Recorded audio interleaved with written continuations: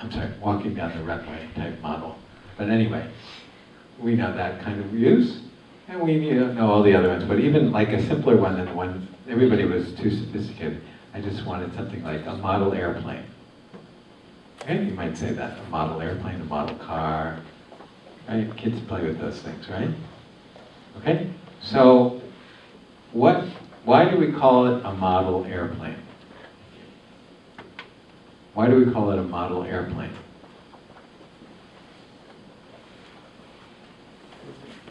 Well, one thing is because it looks like an airplane. Otherwise, we might call it a model car.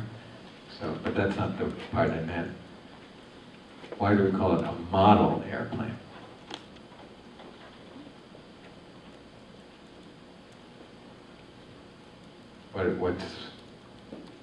What's that mean? Somebody's talking about a model airplane. What are they talking about? Because that's the structure. What? That's the structure. I can't hear. Structure. Structure, yeah. Yeah, I mean, I think it means it's not real, right? I think it means that you can't use it to fly, right? A model airplane or a model car, right? Okay? So what I'm trying to get at is that when we use the word model, we mean that it's not the real thing, right?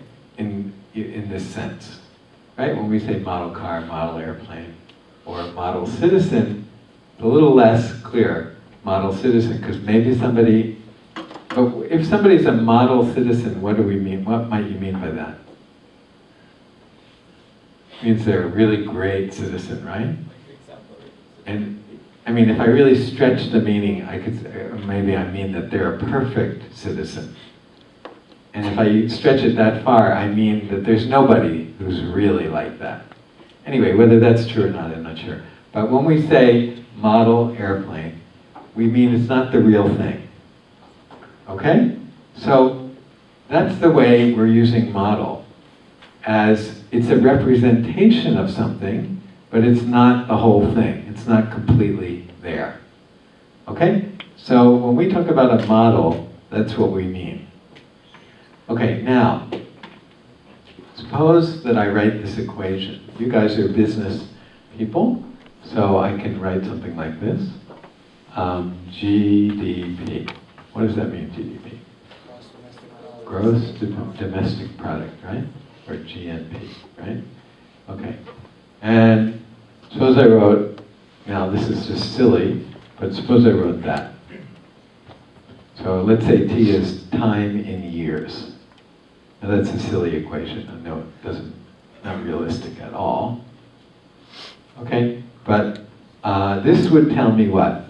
That this is a relationship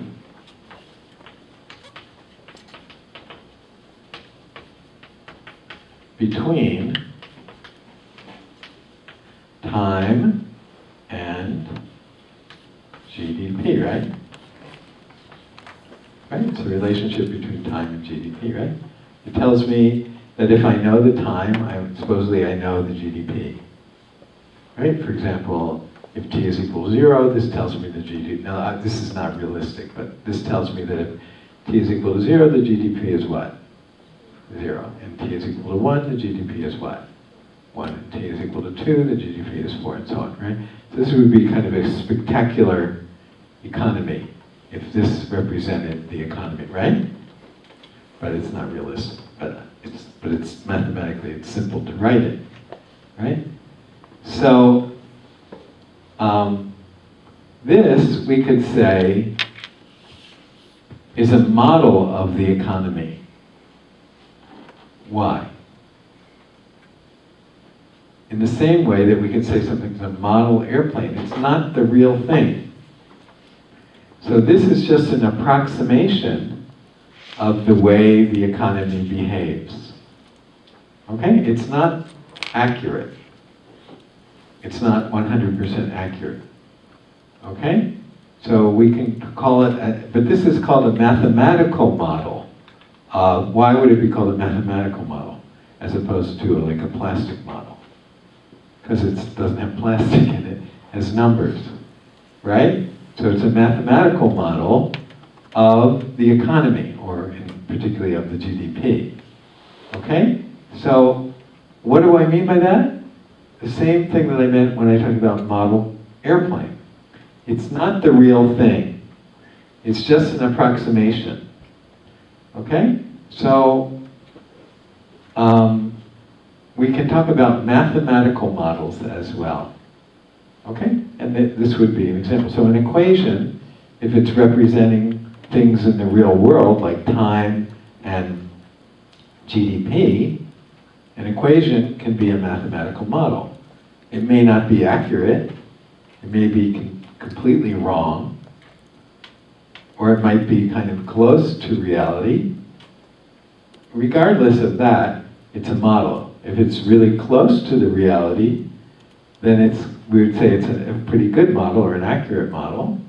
And if it's far away, we'd say it's something bad. Could use a curse word to describe it. Right? We could say it's a lousy model or it's a bad model. Okay? But anyway, we can talk about a mathematical model. Okay? So it's just an equation representing something in the real world. And generally, mathematical models are not perfectly accurate, right? I mean, nobody expects it to be perfectly accurate, right? Even in physics, you know, for example, you have some model like, what's a good example? I don't know, even something like, what's an example?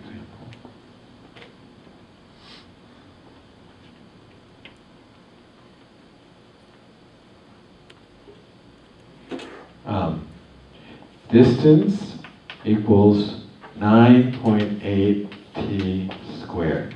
Have you seen that ever before? Sometimes they use s for distance.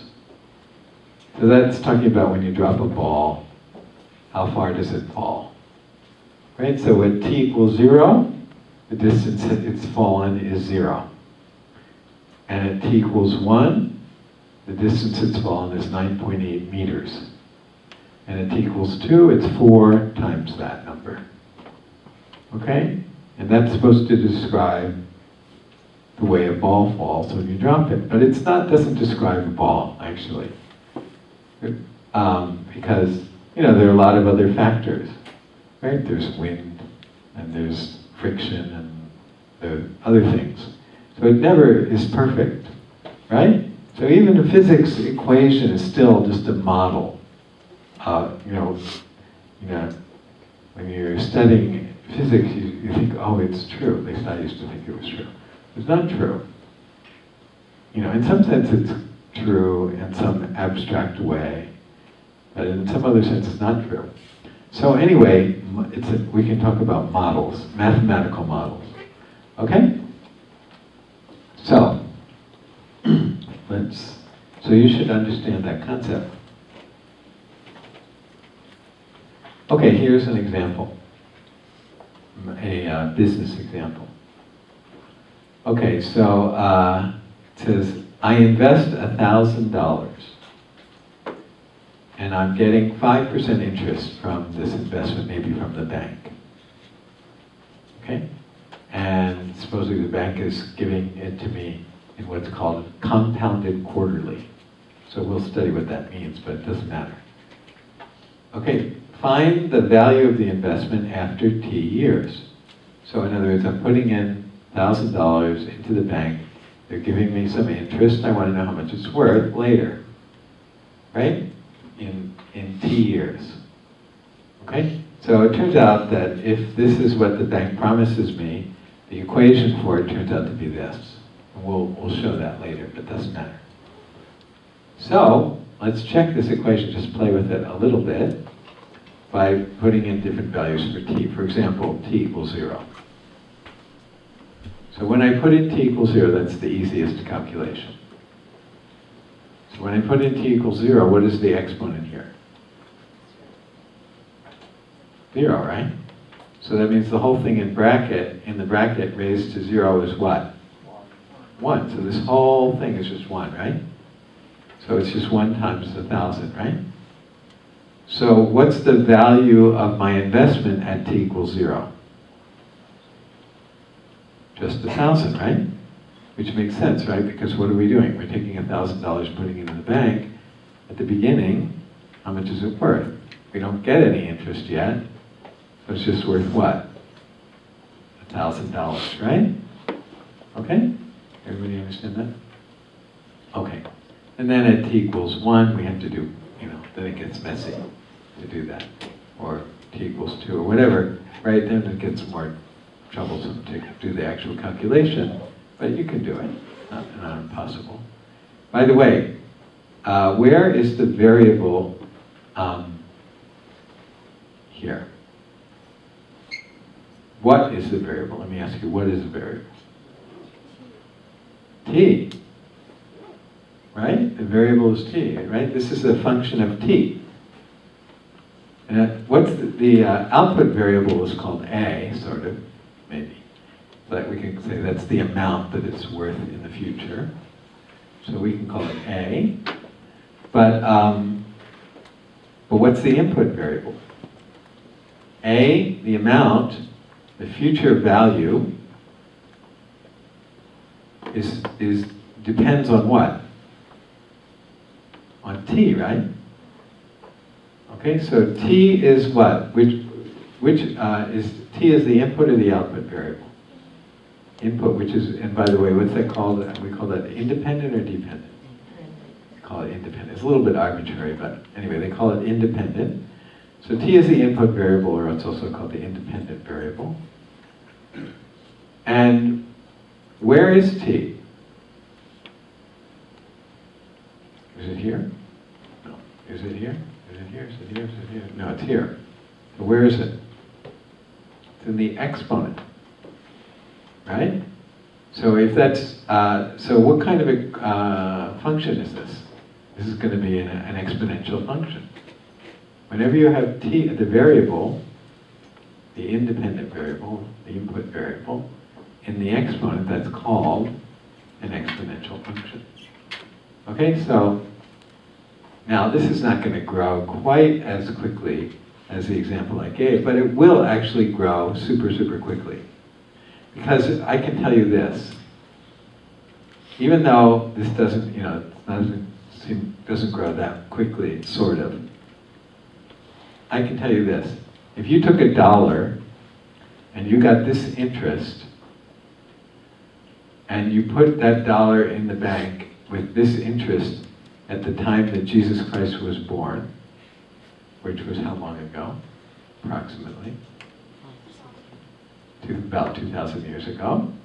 So if you did that, so you got this interest with a single $1, you could ask, well, how much would it be worth now? Now, the hint is that it's an exponential function, even though it's not like a big exponential function. So the hint is that it's going to be a lot. And the answer is, it would be worth more than the amount of gold that would fill 1,000 suns. Suns, right? The sun in the sky. If you took the sun, and it was made out of gold, and you had 1,000 of them, this would be worth more than that. So it shows you how much, what kind of function an exponential function is. Okay? All right, anyway. Okay, so this is a kind of a model, but actually it's accurate because the bank actually promises you this. So there's no sort of variability in it. It's actually not just a model, it's actually true. But in general, models don't have to be exactly true.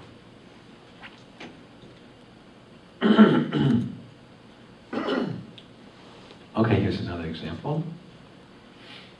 This is called, by the way, I said that you're going to have a quiz in Khan Academy, and I said up to the section on piecewise defined functions. I probably should have included piecewise defined functions because, I don't know, people are confused about piecewise defined functions, so probably be good to watch Khan Academy about that because he's so good at explaining things. But anyway, this is an example also of a piecewise defined function. So what is a piecewise defined function? Well, let's read this example. It says what? You work 8 hours a day on Monday through Friday, 5 hours on Saturday, and you have Sunday off. Model the number of hours you work as a function of the day of the week n, where n equals 1 means Sunday. Okay, so n equals 1 equals Sunday. So we just said, what day do you have off? Sunday off. So how many hours do you work on Sunday? 0. How about on Monday, how many hours do you work? 8. And if n equals 1 is Sunday, then Monday is what? N equals 2, right? And if n equals 2 is Monday, then n equals 3 is what? Tuesday, right? Okay? So here's the function. When n equals 1, this stands for how many hours you work on that day. So when n equals 1, you work how many?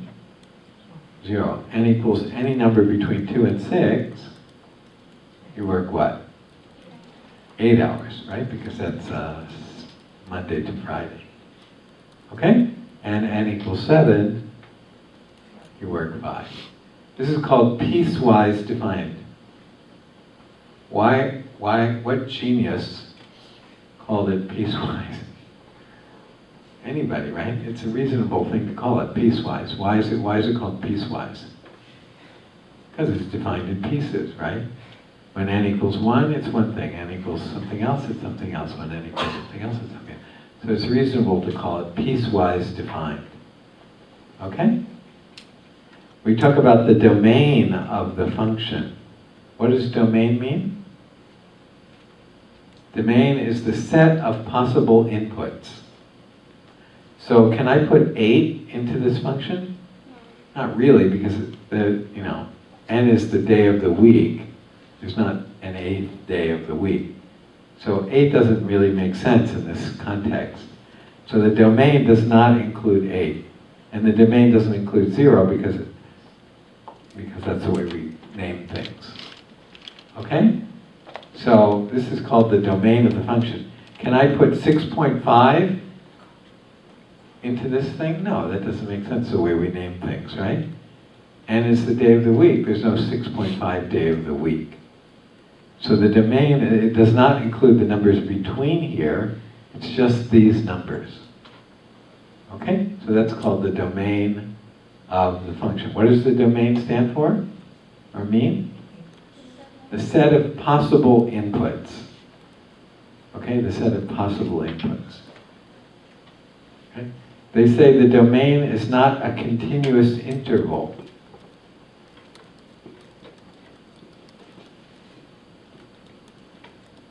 Is that right? Continuous means that you could have anything between 2 and 3 in there. No, you can't, right? You can't have 2.5, can't have 2.6, can't have 2.7. Right? It's not continuous interval. So that's when it's not a continuous interval, it's called discrete. Discrete set of points or values. Okay. All right, let's go to here. So let's go to something more practical. So we did the kind of general math description of everything, but let's go to something practical. So we have 3 words here. What are they? Well, actually, we have more than 3, but what are the 3 words I'm talking about? Cost, revenue, and profit. So you guys are business students, so these have to have particular meanings for you. So usually this is talking about when you're a manufacturer, or at least the examples that we talk about here are when you are a manufacturer. So let's suppose you are Samsung, and you just manufactured the, what was that thing called that just blew up? The Note 7, right? Okay, so let's suppose you're Samsung and you manufacture Note 7s. Okay? So let's think about these words in that So let's